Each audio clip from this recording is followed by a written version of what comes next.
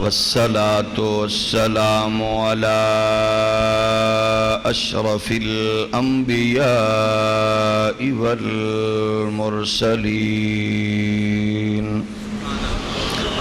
وعلى الملائكة المقربين وعلى عباد الله الصالحين.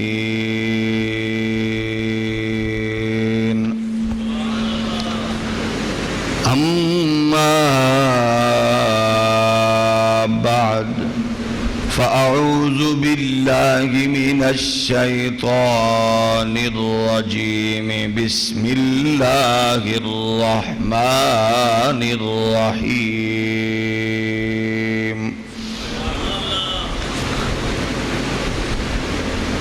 فصل لربك وانحر.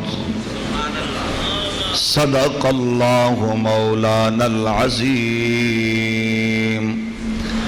الصلاة والسلام عليك يا سيدي يا رسول الله وعلى آلك وأصحابك يا نعمة الله.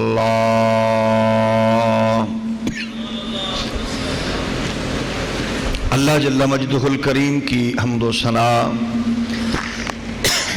حضور پر نور شافع یوم النشور فخر دو عالم نور مجسم شفیع معظم صلی اللہ تعالی علیہ وآلہ واصحابہ وبارک وسلم. آپ کی بارگاہ ناز میں بے حد و حساب درود و سلام. اللہ کریم کے حضور دعا ہے خالق کائنات بصدقہ صاحب لولاک ہمیں حق کہنے کی، ہم سب کو اس پر عمل پیرا ہونے کی توفیق مرحمت فرمائے. آج کی ہماری جمعۃ المبارک کی پاکیزہ نشست، اس کے ضمن میں ہم آج کیونکہ قربانی کے ایام قریب آ رہے ہیں اور اسی ویک میں اللہ اس سعادت سے ہم سب کو بہرور فرمائے گا،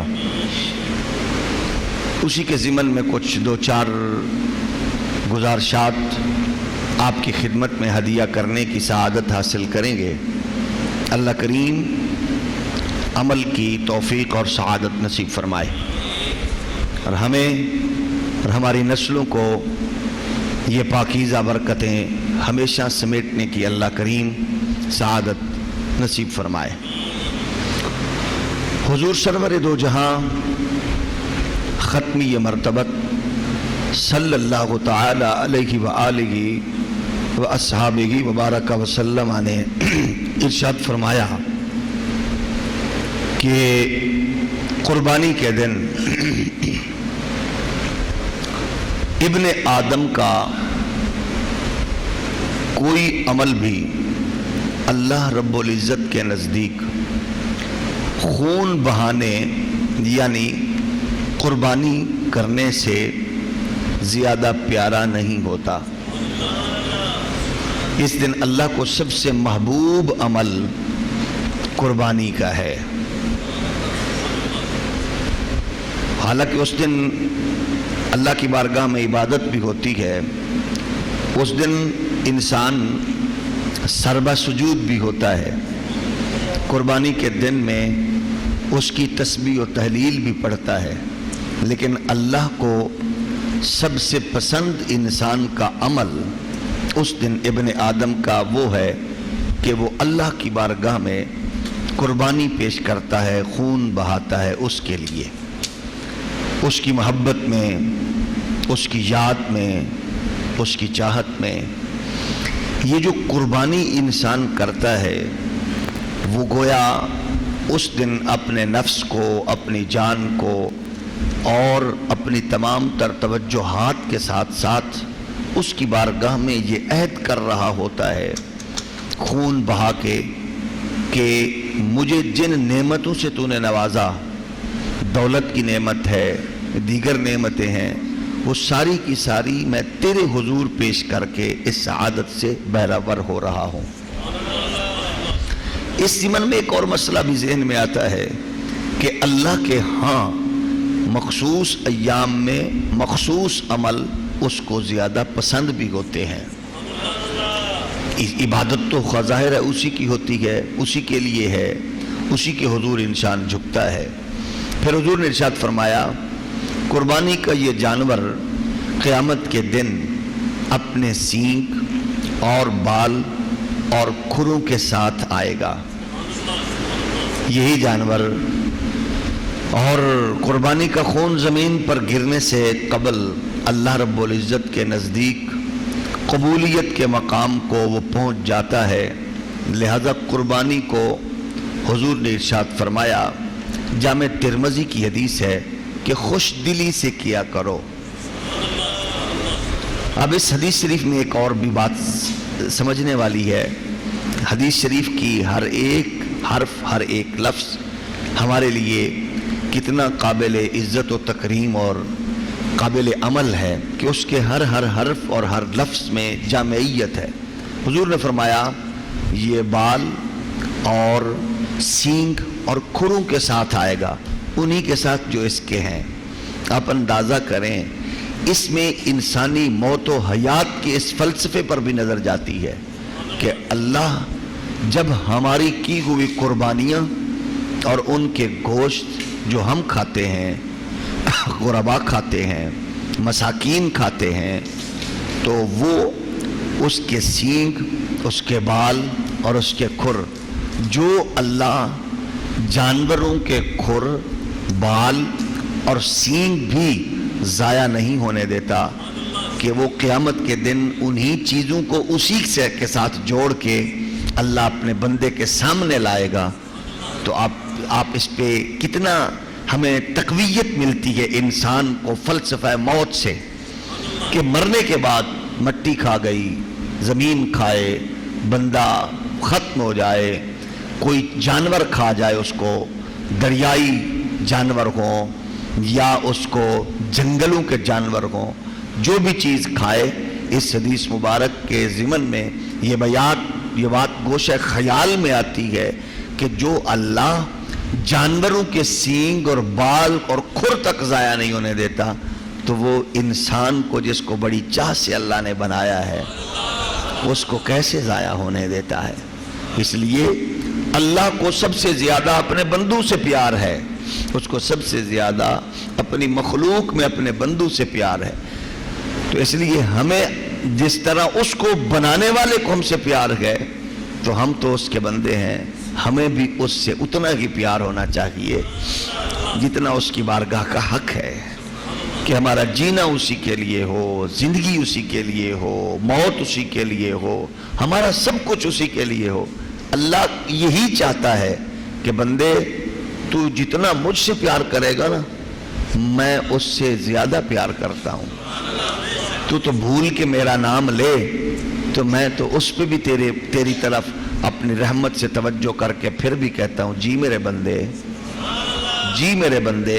گویا بندہ اللہ سے جتنا پیار کرے گا اس کی طرف سے اس سے کروڑ ارب خرب لا تعداد درجے، اس کو ناپا تو لے نہیں جا سکتا، اللہ اتنا پیار کرتا ہے۔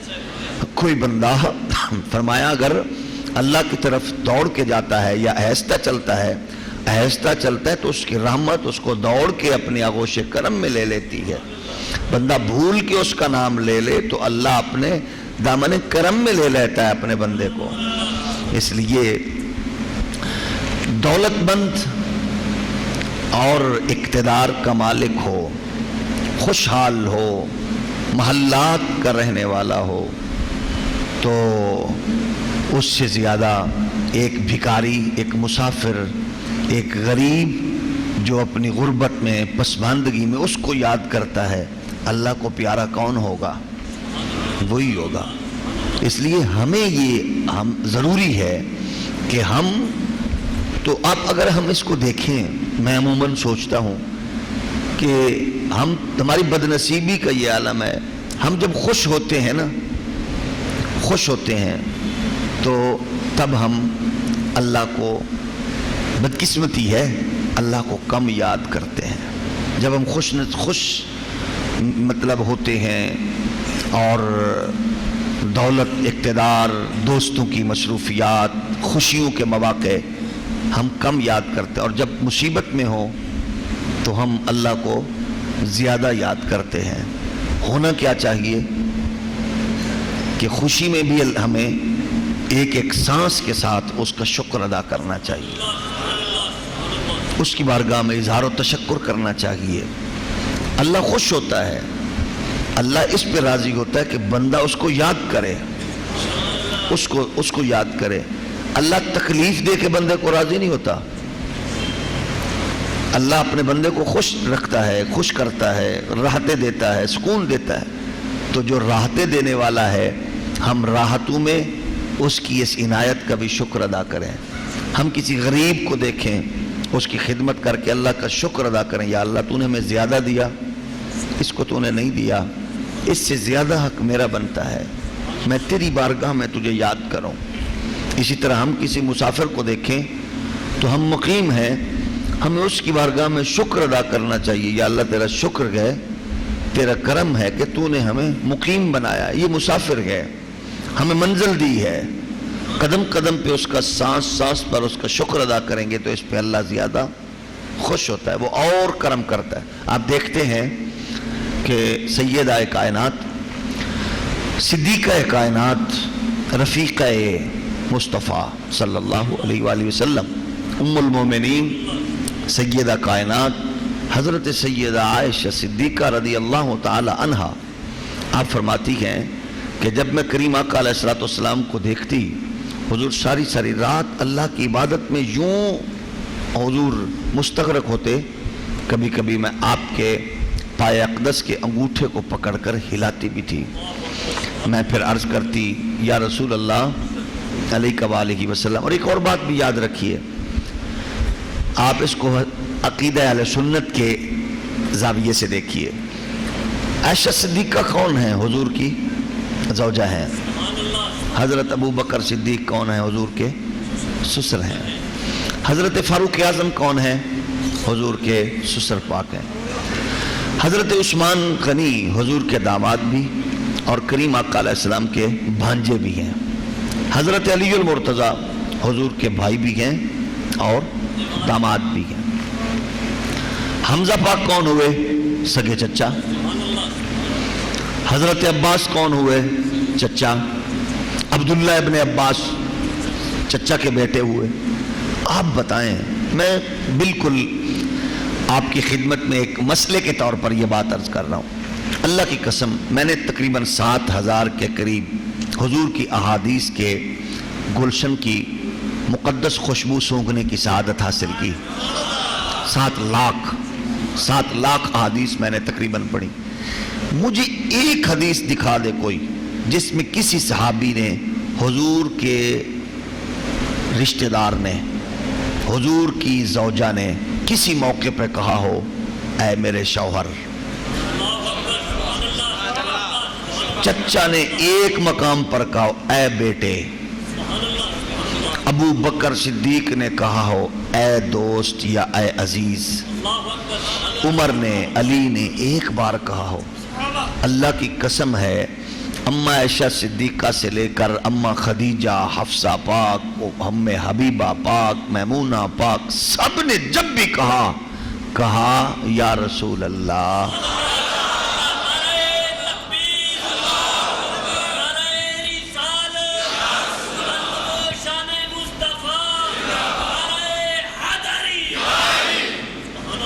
اس پہ اللہ آپ کو جزا دے، آپ نے محبت کا اظہار کیا۔ آج میری خواہش، کیونکہ تھوڑی طبیعت کی خرابی کی وجہ سے میں یہ چاہتا ہوں آج میں اس انداز سے مخاطب ہوں، تو لیکن آپ تو واقعی جاگ رہے ہیں، آپ واقعی جاگ رہے ہیں۔ آپ کے اس جاگنے کی برکت سے میری بھی طبیعت انشاءاللہ سنبھلتی جائے گی۔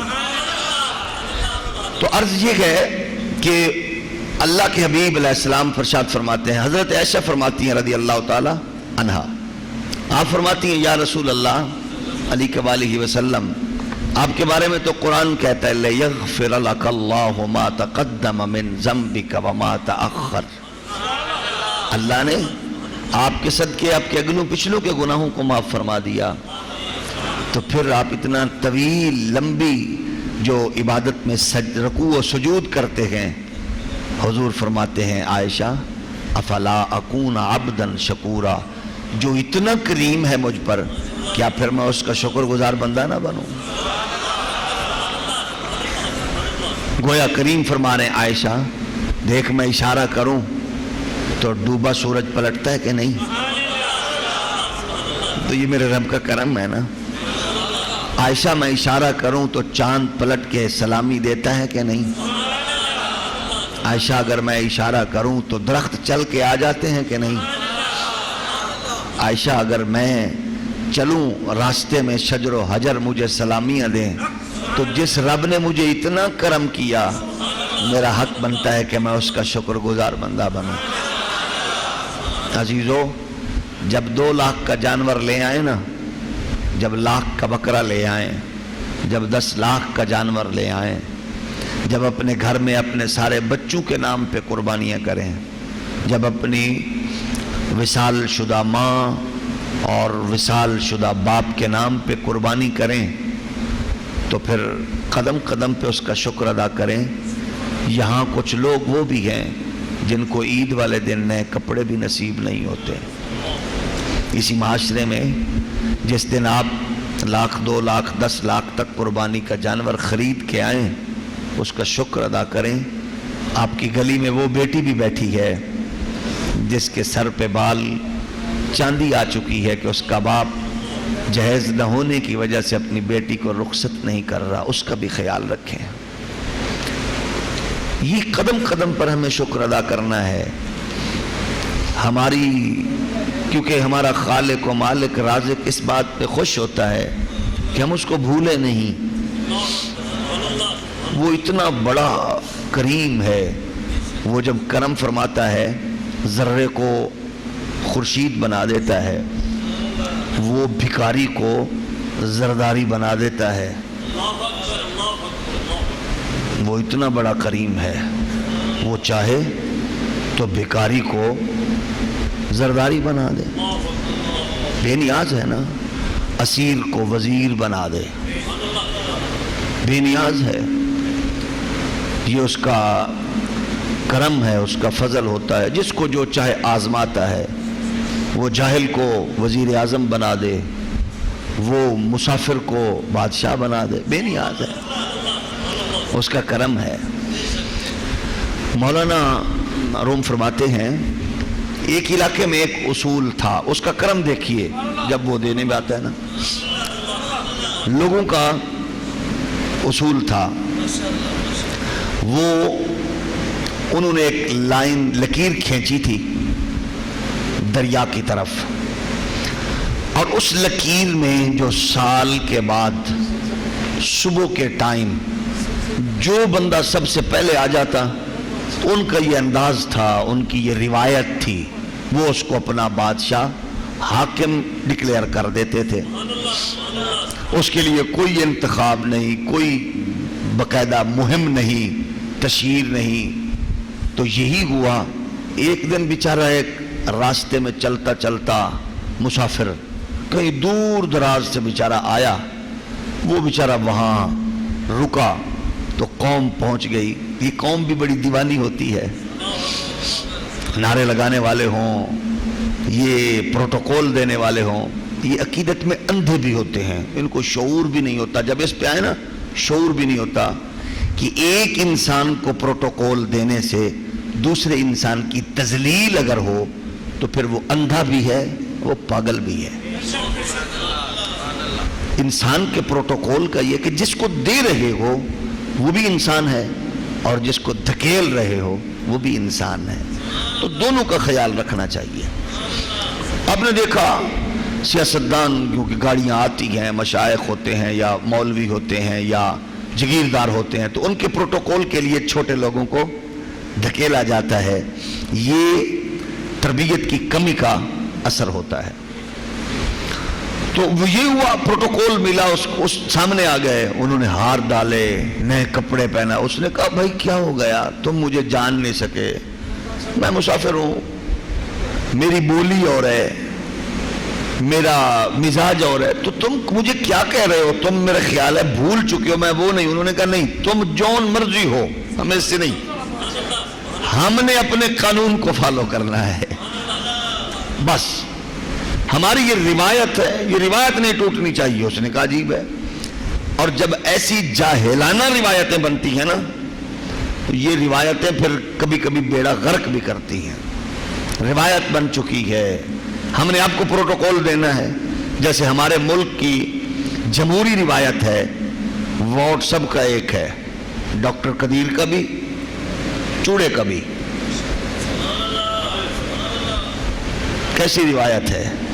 ڈاکٹر قدیر نے بھی ووٹ ڈالنا ہے، آپ نے بھی ووٹ ڈالنا ہے۔ وقت آپ قائد اعظم ہوتے، اس کے بھی ووٹ کی بھی یہی ویلیو ہوتی، اس کی ہمشیرہ کی فاطمہ جناح کی بھی یہی ہوتی۔ ہمارے ہاں یہ روایت جو ہے، اس میں کیا نقصان کیا فوائد، اس پہ بحث نہیں۔ انہوں نے ہار گلے میں ڈالی ہے، کہا تم ہمارے قائد، بس وقت کے حاکم۔ اس نے کہا مجھے کچھ اصول قانون تو بتاؤ، میں نے کرنا کیا ہے؟ انہوں نے کہا کچھ نہیں کرنا، آپ نے یوں کرنا ہے، ٹریفک رک جانی ہے، یوں کرنا ہے، چل پڑنی ہے، یوں کرنا ہے، قانون بن جانا ہے، یوں کرنا ہے، قانون ٹوٹ جانا ہے۔ آپ کی زبان قانون بنائے گی بھی، توڑے گی بھی، آپ جو کچھ کہیں گے وہی قانون ہے۔ اس نے کہا اچھا۔ اب ایستا ایستا اس کے دماغ میں بھی وزارت اور جو حکمرانی کا تاثر ابھرنے لگا۔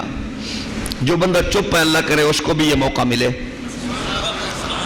تو اس نے کہا بہت جلو جناب، اس کا مطلب ہے میری تو بلے بلے ہو گئی۔ اس نے کہا یہ تو ہو گیا نا میرے لیے، یہ جو میں جب ختم ہو جاؤں گا اس کے بعد بھی کوئی قانون مجھے پروٹوکول دے گا کہ نہیں؟ اس نے کہا یہ سن لو، تم ہو 1 سال کے لیے، 1 سال کے لیے ہو، 1 سال کے بعد اسی دن اسی ٹائم پھر جو بندہ ہمارے سامنے ہوگا ہم اس کے گلے میں ہار ڈال دیں گے، اور یہ جس دریا کے کنارے پہ تم کھڑے ہو اس کے پیچھے ایک گھنا جنگل ہے، بہت گھنا جنگل ہے، اور ہم یہ کرتے ہیں کہ جو آپ کے پیش رو تھا، ہم نے آج جس طرح آپ کو ہار ڈالے ہیں اسی طرح اس کی ٹانگوں میں رسیاں ڈال کے اس کو گھسیٹ کے ہم نے اس جنگل میں ڈال دیا ہے۔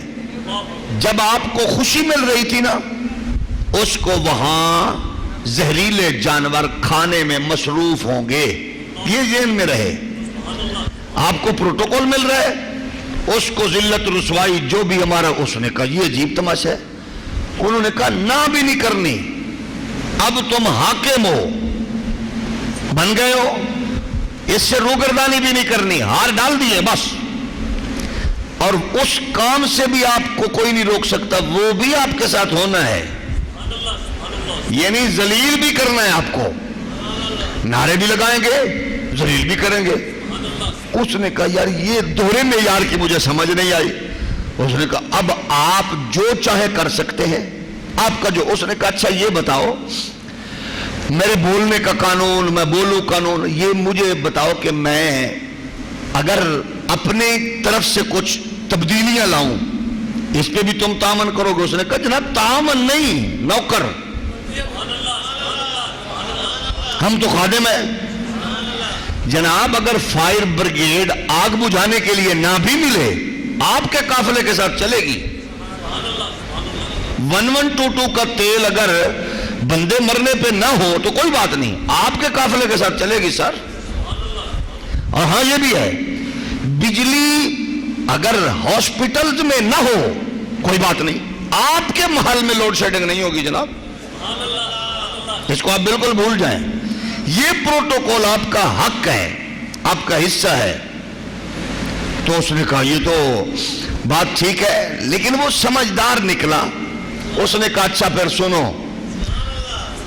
یہ میری کرسی کہاں ہے؟ اس نے کہا وہ ہے۔ اس نے کہا میں نے ابھی نہیں بیٹھنا، پہلے میرا آرڈر سنو۔ انہوں نے کہا فرماؤ۔ کہا ساری کرینے، سارے ٹریکٹر، سارے بلڈوزر جمع کرو۔ اس نے کہا یہ کیا ہے؟ اور میری بات مانو گے نا؟ انہوں نے کہا مانیں گے۔ کہا سب کا رخ کر دو اسی جنگل کی طرف، جنگل گرا دو، آگ لگا دو جنگل کو، اس میں پورے ملک کے مالی بلا لو، پھل درخت حسین لائن ترتیب کے ساتھ، نالیاں، کھالیاں، ہریالیاں، سارا ماحول بدل دو، خوشبودار پھل لگا دو، پھول لگا دو، کھانے پینے والے پھل لگا دو، اس میں ہر طرف سے خوشبوئیں آئیں۔ تو جب وہ پوری مشینری گورنمنٹ کی لگی، وہ جنگل ختم ہو گیا، تو جب اس کا دن آنا تھا نا، رسے میں اس نے گلے میں رسی ڈالنی تھی، پورا سال وزارت اور حکمرانی کے مزے لوٹنے والے نے کہا سنو، رسی نہیں ڈالنی، ایسا چلے جے، رسی نہیں ڈالنی، میں جا رہا ہوں۔ کہا کہاں؟ کہا دریا کے اس پار جہاں اب خوشبوؤں سے مہکتے ہوئے گلشن ہیں۔ تو انسان کیونکہ نادان ہے نا، خوشیوں کے چند لمحات کے لیے، آپ جانتے ہیں کہ جب اللہ نے انسان کو تخلیق کیا، اس پر 39 دن تک غموں کی، طوفان کی، آندھیاں چلتی رہی، بارش ہوتی رہی، غموں کی، طوفان کی آندھیاں، اور 40ویں دن اس پر خوشی کی رحمت اور برسات ہوئی۔ کتنے دن؟ 39 دن، اور ایک دن خوشی اور راحت کی برسات آئی۔ انسان کی زیادہ زندگی میں خوشیاں نہیں ہیں، اس کی زندگی میں دکھ ہیں، تکلیفیں ہیں۔ خوش نصیب وہ ہوتا ہے جو خوشی کے چند لمحات کو بھی اس کے نام لگا دے۔ ہمیں اللہ نے بڑی توفیق دی، اللہ تیرا کروڑ کروڑ شکر ہے، ہم قربانی کے جانور خریدنے کے قابل ہوئے، منڈیاں سجی ہیں، خوشی ہوتی ہے حسین جانور دیکھ کے اور خریدنے والوں کا ہجوم دیکھ کے، خوشی ہوتی ہے گاڑیوں کی لمبی قطاریں دیکھ کے، خوشی ہوتی ہے بیٹے، مائیں، معصوم بچے قربانی کا خوبصورت جانور سلیکٹ کر کے ماں باپ کو مجبور کر رہے ہوتے ہیں یہ لینا ہے، خوشی ہوتی ہے۔ لیکن یہی خوشی ہمیں تب بھی ہونی چاہیے کہ جب کوئی بندہ بیمار ہو تو ہمیں اس کا بھی خیال ہو، گلی میں رشتہ داروں میں کوئی پریشان ہو تو ہم اس کے مددگار بھی ہوں۔ عید والے دن کوئی پھٹے پرانے کپڑے پہن کے اگر غبارے بیچ رہا ہو مسجد کے دروازے پہ تو ہمیں اس کا بھی خیال رکھنا ہے۔ یاد رکھیے سیکولر قوتیں، لادینی طاقتیں اس وقت قربانی کا مذاق بھی اڑا رہی ہیں، وہ قربانی کا مذاق اڑانا چاہتی ہیں، اڑاتی ہیں۔ وہ کہتے ہیں دیکھو یہ اتنے لاکھ کی قربانی کا کیا فائدہ ہے، یہی تم غریبوں کو دے دو۔ تو ان سے ہم یہ کہتے ہیں کہ ظالمو، اگر کسی کا 1 لاکھ کا جانور تمہیں برداشت نہیں ہے اور تم کہتے ہو یہ غریبوں کو دے دو، تو یہ 50,000 کا 1 لاکھ کا بکرا لینے کی بجائے یہ پیسے غریبوں کو دے دو، تو ہم ایسے گھٹیا ذہن کے لوگوں سے یہ کہیں گے کیا 1 لاکھ کا موبائل اپنی جیب میں رکھتے ہوئے تمہیں غریب یاد نہیں آتے؟ کیا 1 کروڑ کی گاڑی تم اپنے نیچے جب رکھتے ہو تمہیں تب غریب یاد نہیں آتے؟ کیا ہماری سیکولر طبقے کی وہ بدماش عورتیں جو یہ کہتی ہیں کہ قربانی کے جانور کی بجائے تم یہ لوگوں کو خدمت کرو، جب وہ 2-2 ڈھائی لاکھ کی عین کے چشمے پہنتی ہیں تب ان کو یاد نہیں آتی؟ جب وہ بیوٹی پارلر پہ جا کر جب وہ 50 ہزار کا میک اپ کرواتی ہیں تب ان کو پتہ نہیں ہوتا کہ یہی دولت میں کسی غریب کے لیے دے دوں؟ یہی میری گلی محلے میں کوئی بیٹی ایسی ہے جس کے سر پہ چاندی آ چکا ہے اس کو دے دوں؟ یہ قرآن اور حدیث اور اسلامی شاعر کا مذاق اڑانے کے لیے، اور پھر جاہل لوگ بھی ان کے ساتھ مل جاتے ہیں۔ اس میں یہ بڑا حساس معاملہ ہے قربانی کا، بہت حساس ہے۔ اس میں یہ دیکھنا ہے اگر میں نے جانور 10 لاکھ کا لیا، 1 لاکھ کا لیا، تو میں نے آتے ہی فون کر کے رشتہ داروں کو بتایا ماشاءاللہ بہت سونا جانور لایا ہوں، کتنے کا لایا ہوں نہیں بتانا، نہیں بتانا، الحمدللہ بس ٹھیک ہے۔ اس کی 2 چیزیں ہیں، یہ جو ریاکاری ہے نا، شیطان یوں بندے کے سر پہ کھڑا ہوتا ہے، اور قرآن کہتا ہے یہ کھلا دشمن ہے تمہارا، منتظر ہوتا ہے کوئی کام یہ کرے میں اپنے کھاتے میں ڈالوں، اور رحمان کی رحمت منتظر ہوتی ہے کہ یہ شیطان کے آگے کہیں پھسل نہ جائے۔ ہم نے قدم قدم پہ خوش کرنا ہے، اللہ کو خوش کرنا ہے، اللہ کو خوش کرنا ہے۔ یہ بہت حساس معاملہ ہے، بہت حساس معاملہ ہے۔ یہ ایک لکیر ہے، کہیں لکیر نہ ٹوٹے۔ کتنے کا جانور ہے؟ فون کر 3 لاکھ کا لیا جی ماشاءاللہ۔ اب تو دنیا اور واٹس اپ کر رہے ہیں، اس کی فوٹو بھیج رہے ہیں۔ 2 چیزیں ہیں، کیا آپ نے کیوں بھیجی؟ جو قربانی نہیں کر سکا اس کو زج تو نہیں کر رہے آپ؟ جو ہمارا عزیز بیچارہ اپنی غربت کو سامنے رکھتے ہوئے 20-25 ہزار کا بکرا لے کے آیا ہے، اس کو تکلیف تو نہیں دے رہے آپ؟ اس معاملے میں اللہ بڑا کریم ہے، لیکن اس معاملے میں اللہ کریم بے نیاز قادر مطلق ہو کے بھی وہ کہتا ہے میں معاف نہیں کروں گا۔ دل ٹوٹا تو میں معاف نہیں کروں گا، دل نہ ٹوٹے کسی کا۔ یا اللہ تیرا شکر ہے، قدم قدم پہ ہم نے یہ کہنا اللہ تیرا شکر ہے۔ کتنے کی آئی ہے؟ اگر آپ بتا رہے ہیں ہاں نیت اس نیت سے، اب گھر میں میرے سمیت میرے گھر میں میرے بچوں کی، میری اولاد کی نیت کیسی ہوگی؟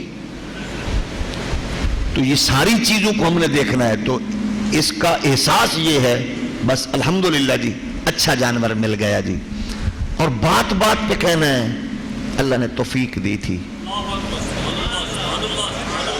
بات بات پہ کہنا ہے اللہ نے توفیق دی، اور الحمدللہ بس یہ بھی ساتھ اللہ قبول فرما لے، یہ ضرور ذہن میں رکھیے گا۔ اور ہمارے بھائی بچے وہ خوش ہوتے ہیں جب قربانی کے جانور کو گلی میں گھماتے ہیں۔ یاد رکھو میرے بیٹے، میرے بھائی، میرے دوست، اگر آپ کو گلی میں جانور گھماتے ہوئے کسی کے دل توڑنے کی اگر کوئی بات آ گئی، یاد رکھو پھر اللہ وہ رحمتیں اور وہ راحتیں اور وہ دولت چھین بھی سکتا ہے۔ اللہ کو ناراض نہیں کرنا، اللہ کو ناراض نہیں کرنا۔ آپ اندازہ کریں اس معاملے کی حساسیت کا یہ عالم ہے کہ کریم آقا علیہ الصلوۃ والسلام کا انداز دیکھیے۔ حضور نماز کی طرف بندہ آ رہا ہے، مسجد میں نماز پڑھنے کے لیے آ رہا ہے، اس کی چادر زمین سے لٹکتی آ رہی ہے، لگتی آ رہی، گھسیٹتا آ رہا ہے۔ حضور نے دیکھا نماز اس نے پڑھ لی، فرمایا دوبارہ پڑھو۔ آپ اندازہ کی، یہ بہت حساس معاملہ ہے۔ تکبر کبھی نہیں کرنا، چھوٹی چھوٹی بات پہ اللہ کی پکڑ بڑی سخت ہے، چھوٹی بھی نہیں ہوتی وہ بڑی ہوتی ہے۔ جس سے کسی کا دل ٹوٹے وہ چھوٹی نہیں ہے، وہ بڑی ہے۔ اس لیے اور جس کی بھی قربانی دیکھو، تمہارے پاس 10 لاکھ کا جانور ہے، کسی کے پاس 10,000 20,000 کا بکرا ہے، اس کو کہو ماشاءاللہ خوبصورت ہے جی، اللہ قبول فرمائے۔ یہ بات اللہ قبول فرمائے جی۔ کتنے جانور لیے، کب لیں گے، ماشاءاللہ ڈھونڈ رہے ہیں اتنے سال، قیمت نہیں بتانی، اگر بتائیں بھی تو اظہار تشکر کرتے ہوئے اللہ کریم کا بڑا کرم ہے۔ قدم ایک ایک سانس پہ میں نے کہا نا بار بار بار بار کہ کہیں خدا نخواستہ خدا کی بارگاہ میں ہم راندہ درگاہ نہ ہو جائیں۔ اللہ کا شکر ہے، اللہ کا شکر ہے، الحمدللہ الحمدللہ اتنے اللہ نے توفیق بخشی۔ بس دعا کریں اللہ قبول فرما لے۔ تو اس لیے دکھلاوے سے ہمیں بچنا ہے، تصنع سے بچنا ہے، بناوٹ سے بچنا ہے، ورنہ اس کے حضور معافی۔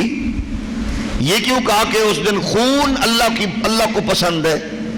آپ دیکھیں، خون پسند ہے کیونکہ وہ خون جو بہا ہے اللہ کی بارگاہ میں وہی تمہارا تقویٰ ہے، ہمارا وہی ہماری نیکی ہے، اور وہی ہماری کامیابی ہے جو ہم نے اللہ کے نام پہ اس کا خون بہایا ہے۔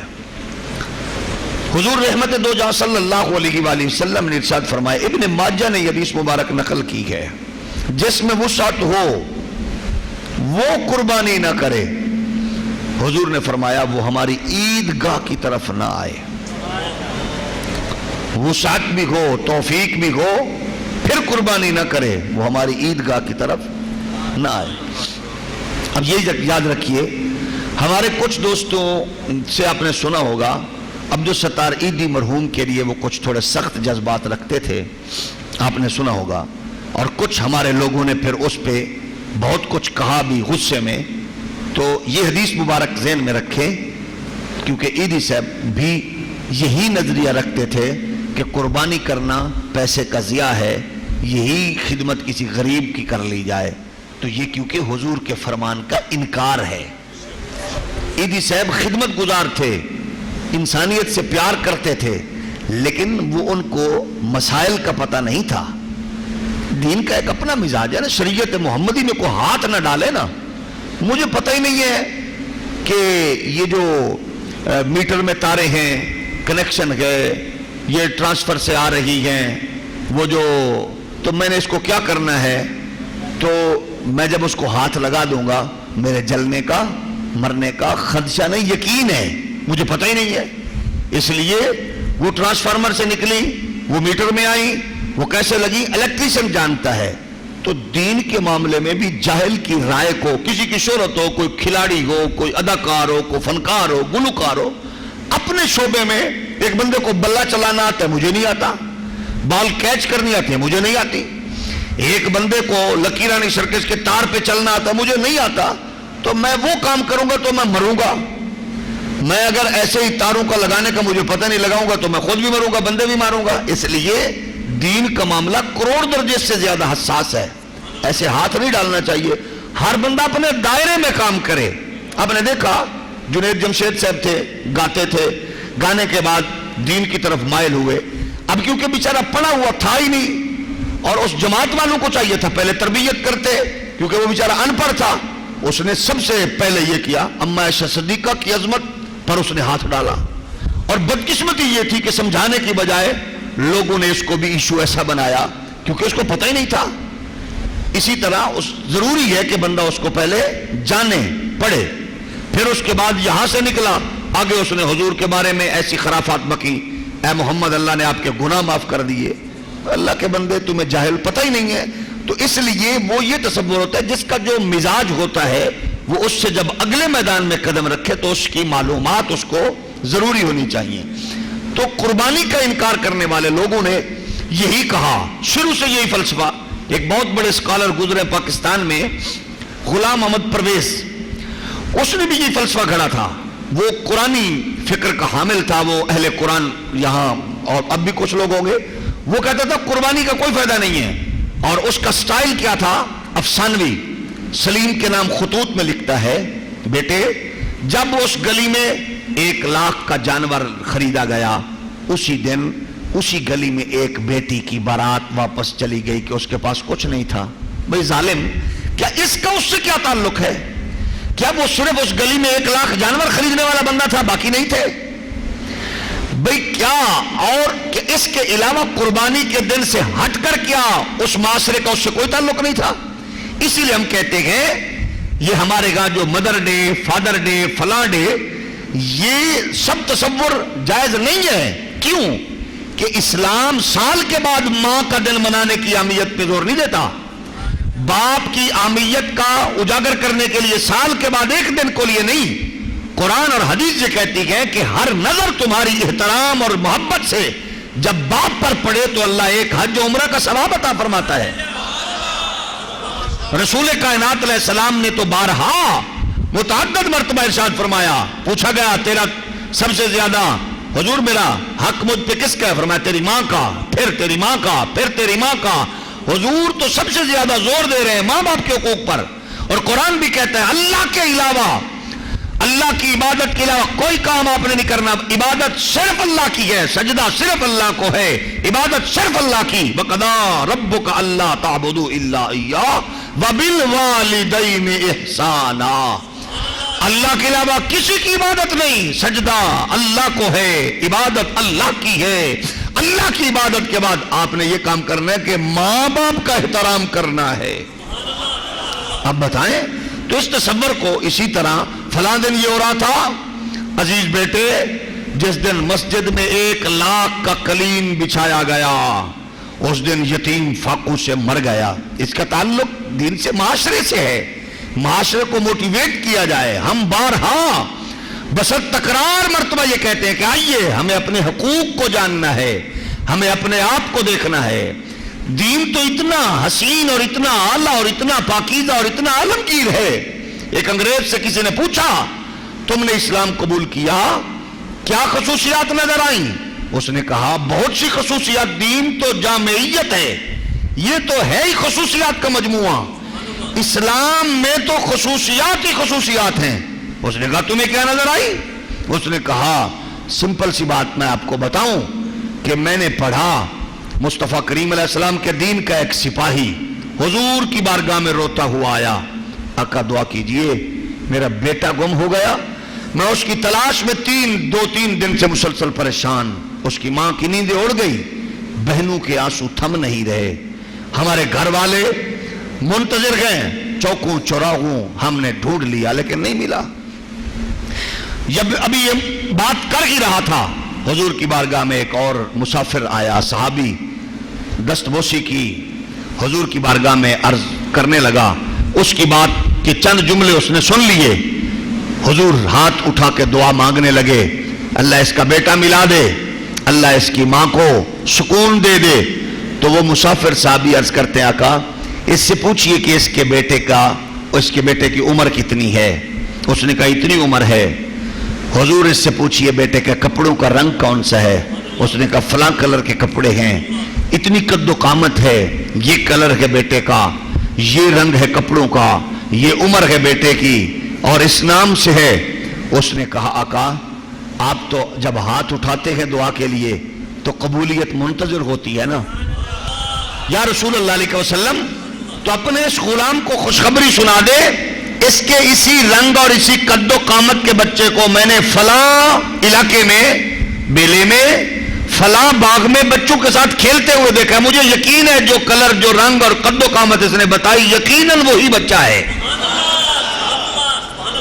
اور جب اس کو آپ جانتے ہیں 3 دن کے گم شدہ بچے کی اطلاع جب باپ کو ملے تو اس کی پوزیشن کیا ہوتی ہے؟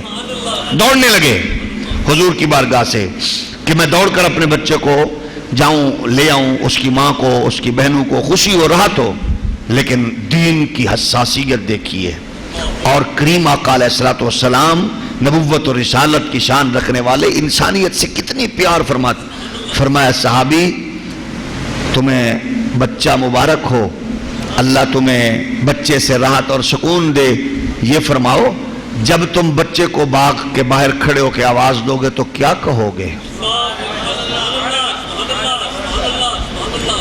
صحابی عرض کرتے ہیں حضور میرا بیٹا ہے، شہزادہ ہے، لخت جگر کہوں، بیٹا کہوں، نور نظر کہوں، باقی حضور جو آپ فرمائیں گے وہی کہوں گا۔ حضور نے فرمایا بیٹا نہ کہنا، آقا آپ جو فرمائیں گے وہی کہوں گا۔ فرمایا اس کا نام رکھا ہے نا؟ جی حضور رکھا ہے۔ فرمایا نام سے آواز دینا۔ صحابہ مچل گئے۔ حضور رحمت کونین علیہ السلام سے عرض کیا آقا اتنی گہری بات آپ نے ارشاد فرمائی، حضور ہمیں بھی اس کا ادراک مکمل ہونا چاہیے، حضور آپ اس کی تھوڑی وضاحت ارشاد فرما دیں گے؟ حضور نے فرمایا سنو، تم 3 دن سے بچے سے دور ہو، تمہارے لہجے میں، تمہاری گفتگو میں، آواز میں جو نرمی ہوگی، جو لذت ہوگی، جو رس ہوگی، جب کہو گے نا تم اس درد اور سوز بھری آواز سے، بیٹے او میرے بیٹے، ممکن ہے وہاں تیرے بیٹے کے ساتھ کوئی یتیم بچہ بھی کھیل رہا ہو، تو جب درد اور سوز میں ڈوبی ہوئی آواز میں کہے گا او میرے پتر، او میرے لاڈلے، او میرے بیٹے، تو کہیں کسی یتیم کا دل نہ ٹوٹے کہ کاش اس کا بھی باپ ہوتا وہ اس کو۔ یہ دین بہت حساس ہے، بہت حساس ہے۔ آپ بڑے مسائل پر چلو نہ توجہ دیں، یہ تو ضروری ہے نا، یہ تو ضروری ہے، کہیں ان مسائل پہ ہم نہ مارے جائیں، ان مسائل کی وجہ سے ہم نہ مارے جائیں۔ اس لیے یہ خاص موقع ہے قربانی عید کا، قربانی کا۔ اس موقع پہ کیونکہ ہم نے کوشش کرنی ہے اس کی عطا، اس کی توفیق، اس کے کرم سے اچھی قربانی ہو، لیکن اس اچھی قربانی میں خالق کی رضا کو سامنے رکھتے ہوئے کہیں رشتہ داروں میں اس کی رضا کی بجائے ریا کا عمل داخل نہ ہو جائے۔ یہ شیطان ایسا ظالم ہے، یہ خون کی طرح بندے کی فکر میں دوڑتا ہے اور اس کو یہ کمزور کرتا ہے۔ قدم قدم پہ ہم نے قدم قدم پہ اس کا مقابلہ کرنا۔ یا اللہ تیرا شکر ہے، یا اللہ تیرا شکر ہے، یا اللہ تیرا شکر ہے، اس کو اس کی بارگاہ میں اظہار تشکر بھی کرنا ہے۔ تو اس لیے اس کا انکار جس نے جو نہ کر سکے، حضور نے فرمایا استطاعت رکھتا ہو قربانی نہ کرے، ہماری عیدگاہ کی طرف نہ آئے، ہماری طرف نہ آئے۔ یہ اتنا ناپسندیدہ عمل ہے نہ کرنے والا۔ تو اگر کوئی بندہ اٹھ کے اس کا انکار کرے اور سامنے رکھے معاشرے میں یہ ہو رہا ہے وہ ہو رہا ہے، ہر کام کی طرف توجہ دینی ہے، ہر ایک چیز کو دیکھنا ہے، وہ کام بھی نہ رکے اور یہ کام بھی نہ رکے۔ ہم قربانی کریں لاکھ لاکھ، 2-2 4-4 50-50 لاکھ کی، تو ہم وہ 50-50 لاکھ سال بھر میں اپنے رشتہ داروں کو بھی دیں، اپنی گلی میں بھی دیں، اپنے پڑوسیوں کو بھی دیں، اپنے عزیزوں کو بھی دیں، اپنے رشتہ داروں کا خیال رکھیں۔ اور جب گوشت کا معاملہ، تقسیم کا معاملہ آئے، ہم اس کے 3 حصے کریں، اپنے لیے، رشتہ داروں کے لیے اور فقراء مساکین کے لیے۔ ہاں ایک بات یاد رکھیے، پروفیشنل منگتوں سے بچیے، پروفیشنل بھکاریوں سے۔ ہمیں پتہ ہے یہ پروفیشنل ہے۔ پروفیشنل کا مطلب کیا ہے؟ آپ نے کسی کو بکرا پورا دے دیا لیکن اس کا شاپر ہاتھ سے نہ چھوٹا، دوسرے گھر پہنچ گیا، تیسرے گھر پہنچ گیا۔ اس کا بہترین حل یہ ہے، پھر خیال آتا ہے تو پھر اللہ کہیں ناراض نہ ہو جائے، تو اس کا حل یہ ہے کہ آپ وہی جو پروفیشنل بھکاری کی خدمت کر رہے ہیں رشتہ داروں کی پہلے کریں، تاکہ آپ اپنا وہ حق ادا کر دیں، آپ اپنا حق ادا کر دیں۔ میں نے پہلے بھی کہا تھا، اگر آپ سوچتے ہیں کہ اب جیسے قربانی، میں نے عید الفطر کے موقع پہ کہا تھا، آپ کا قربانی، آپ کا فطرانہ آپ سمجھتے ہیں کہ 2500 بنتا ہے، تو 2.5 نہ دیں، 5000 دے دیں کسی رشتہ دار کو۔ 2.5 آپ نے وہ نیکی کر دی اور 2.5 آپ نے اس کے اور خدمت کر دی، 2 ثواب ہو گئے۔ کیسے؟ ایک تو ڈبل نیکی، دوسرا یہ ہے کہ آپ کو اس کا صلہ رحمی کا ثواب بھی ایکسٹرا مل گیا۔ میں نے اپنے رشتہ دار کی مدد کی، اس کا مجھے، اور اگر میں نے کسی منگتے کی مدد کر دی، منگتے کی تو 1 ثواب، رشتہ دار کی تو 2 ثواب۔ ایک رشتہ داروں سے صلہ رحمی ہو گئی اور ایک اس کی اللہ کی بارگاہ میں میری جو نیکی ہے اللہ قبول فرمائے وہ ہو گیا۔ میں نے کسی کو صدقہ دے دیا، خیرات دے دی، کسی کو بانٹ دیا، کچھ دے دیا۔ تو یہ عمل ہے۔ ننگے کو کپڑے پہنا دیں آپ سمجھتے ہیں کسی رشتہ دار عزیزوں میں کسی کی بیٹی کے سر پہ چاندی آ چکی ہے، اس کی مدد ایک ہاتھ سے دیں، دوسرے کو خبر نہ ہو۔ فوٹو سیشن نہ چلے، مدد کرتے ہوئے کسی کا مذاق نہ اڑایا جائے۔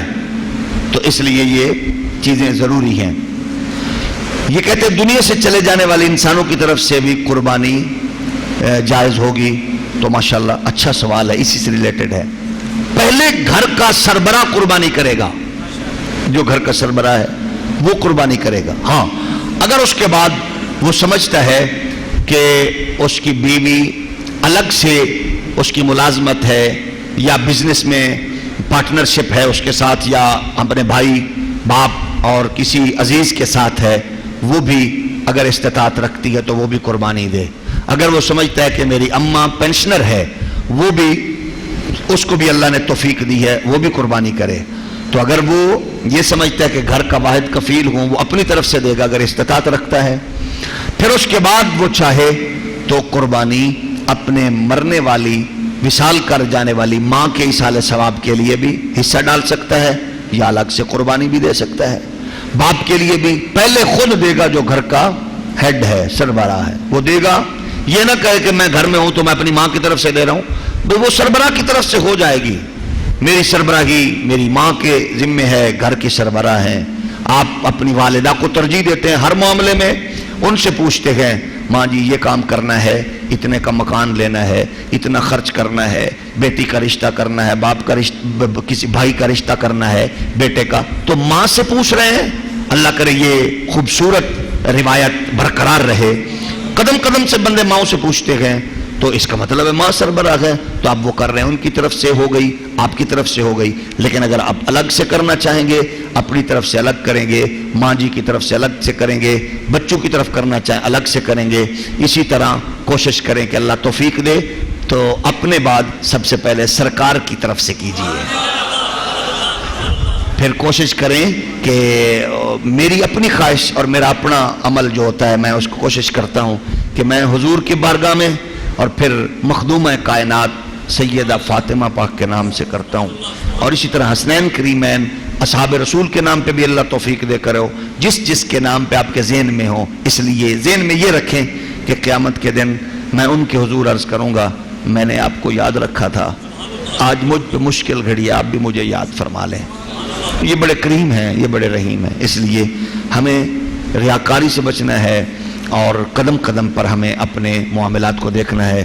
اس دوران اگر کوئی بات آپ کو اچھی نہ لگی ہو، معافی چاہوں گا. وما علیہ الا البلاغ المبین.